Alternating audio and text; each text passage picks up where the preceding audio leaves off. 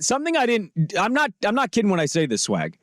I didn't care about this 2 years ago, 3 years ago, 4 years ago. This is something I never cared about. In fact, if you would have brought it up, I would have rolled my eyes at you. Would have been kind of my natural response. And here I am.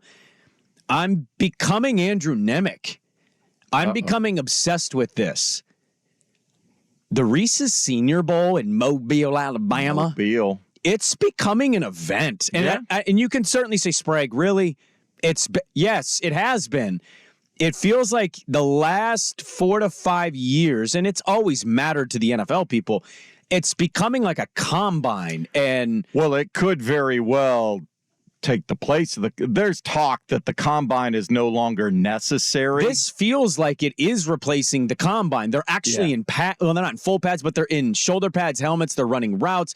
They're performing against each other. A lot of one-on-one all matchups. The scouts and GMs from the NFL teams. Yes. Every NFL team has sent at least one person there. But it's becoming not just like a scouting event. It's becoming an event. Yeah. I'll be curious. I'll be delayed on this one because my game starts at the same time. The game is Saturday, this game. Yeah, I think it's on the NFL Network. I believe it's ESPN2 or NFL. Yeah, anyways, it's on at 10 a.m., so my game's at 10. I'll record it.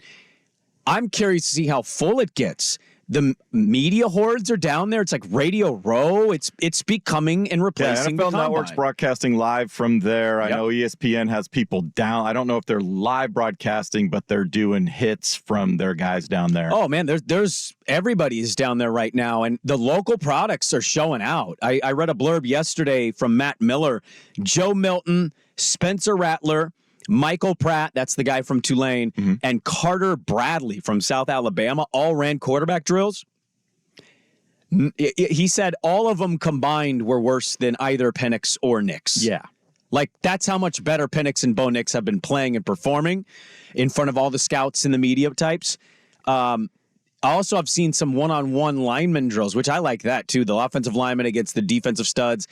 You had a Latu from UCLA against a Fuaga from Oregon State. Oh, baby. Fuaga took his ass to the ground. Yeah, Fuaga, there's a lot of expectation. He's playing his way up draft boards. He's Jackson a top 18 Powers prospect. Johnson, the center from Oregon, supposedly is having a great week. He also had a nice video that popped out where he was going one-on-one against one of the best defensive line prospects, and it was a kid from Clemson, and he just shut his ass down. Like, the kid didn't even move. It's really fun to follow this stuff. And I think what you see is a team that gets to an NFC title game just a couple years ago, they valued this and they valued the draft. Now, again, this isn't to tell you, the draft's important. We all know it is. But when you watch the way some of these prospects are ranted and raved about, it's really interesting to me, Swag, to kind of follow that up after the draft process. So the Lions, who did they pick with Brad Holmes' first pick? Penei Sewell. Yeah. In fact, our buddy Will Birchfield told us last week he wanted Sewell so bad that he actually got in trouble. He broke draft protocol. He gave the pick too quickly. As soon as the other team was announcing he was turning in the slip, you're supposed to wait like a certain amount of time. Yeah, we need a little TV thing here because we got 17 people that have to say something for 30 seconds first. And so Goodell and company had to say, hey, there's a protocol here. Stop breaking it. That's how excited for Penei Sewell he was.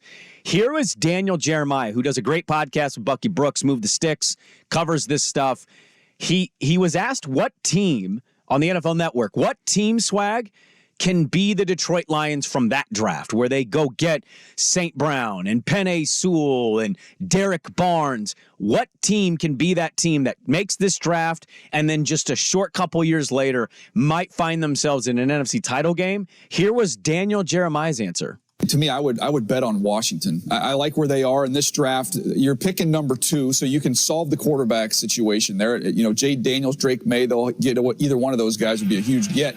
Then they have 2 2s because the Montez Sweat trade as well as a Chase Young trade. So they have 2 3s as well. So you bring in Adam Peters, who is John Lynch's right-hand man. We know the roster they built in San Francisco. You got a lot of picks. You got a smart guy making them. I like their chances.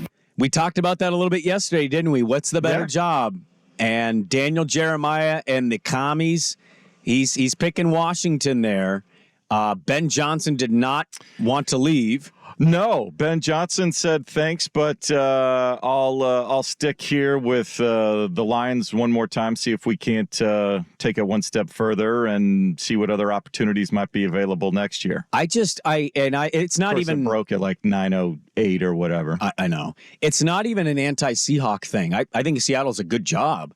I think that's I mean, he's only 37 years old, for crying out loud. Oh, I mean, certainly there's an argument to be made of, this kind of decision. I like that he wants to go win a title with his guys. Like, that shows you how, I think, devoted and committed he is to that process.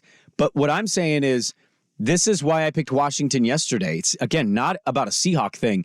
I just like the prospects they have. I think they severely underperformed with their coach, who's not been very good for a long time. And I think you get the right guy in there. New ownership. They got a 49ers general manager and Adam Peters. You could cook something up, and in that division, you think it's Cowboys, Eagles forever, and then, Mike McCarthy didn't live up to what he was supposed to. Nick Sirianni was forced to hire coordinators he didn't necessarily want, and that didn't maybe age well. The Giants, we're not sure. You find yourself in a position. So I like that pick by Daniel Jeremiah, and it's been really fun to watch the local guys. The mock drafts are out. Roma Dunze to Chicago. Roma Dunze, DJ I saw Moore. one mock that had him going to the Chargers at 5. I think you got to address. Yes, I love Roma Dunze. This is what sucks. You got to address so many spots. Like, I've seen offensive line, the Penn State kid and Bowers have also been in some. Bowers, I think, simply because there's a scarcity of top-end tight ends versus top-end wide receivers. Yeah, I'm with you there, but like, what if the offensive line kid is like the stud? Yeah. See, this is the negative part to it. But I'm all in. I'm late to the party. I'm well aware of that. I'm the guy walking in with the veggie tray, but the veggie tray's already there, but it's half eaten. Sure, it's kind of a waste.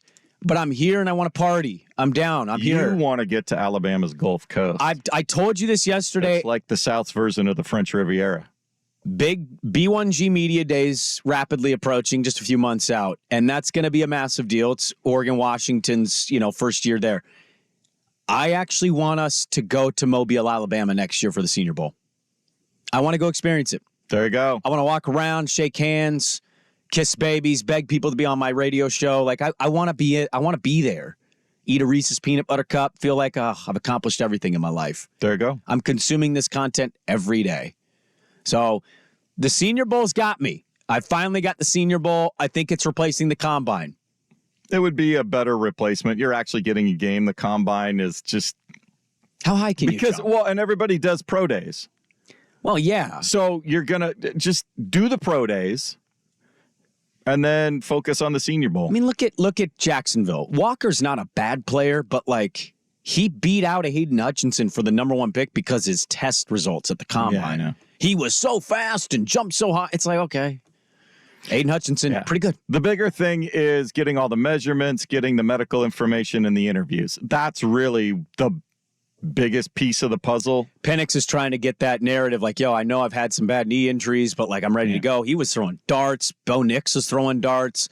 I'm excited to see where they fall because I think they're going to fall to good situations where they don't have to have that pressure on them right away. Yep. And you can sit. Late first round is a great place to go. It is.